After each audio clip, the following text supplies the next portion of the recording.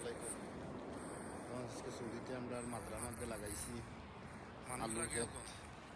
আলু লাগাইছি আমরা আজকে 2 দিন দিয়া সকাল থেকে অনেক খাটাখাটি করছি করিয়া আলু লাগাইছি আমাদের মাজরায়। আমাদের নিজস্ব মাজরা, প্রচুর মাজরা আছে আমাদের।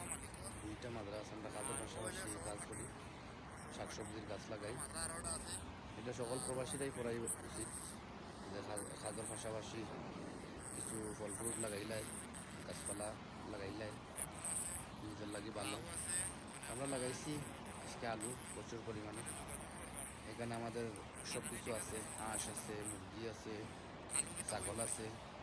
ওই আমরা সবাই মিললে আজকে এখানে আলুর ক্ষেত করছি। অনেক বড় মাত্রা আমাদের, প্রচুর বড় এরিয়া।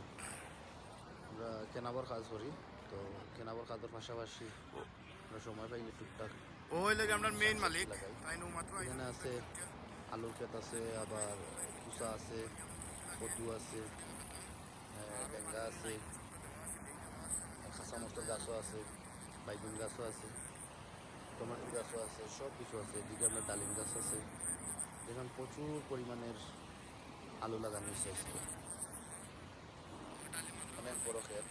আমরা আলু লাগাইছি, সবাই দোয়া করবা যাতে আমরা বাগানটার মধ্যে বালা ফলন হয়। বড় আশা করে লাগাইছি।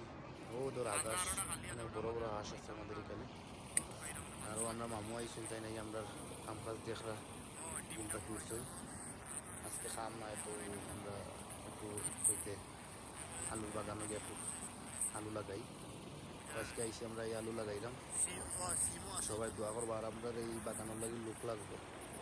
যদি কোনো লোক থাকেন তাহলে আইবা, কাম করতে পারবা এখানে, বুঝছেন না? ও আমরা ওই লেগে মেইন কৃষক, তাই করছেন। আমি লোকে খালি আছি, বুঝছেন? বাগানটা আমরা আমরা খাদর জায়গা। ওকে, আল্লাহ হাফিজ। সবাই দোয়া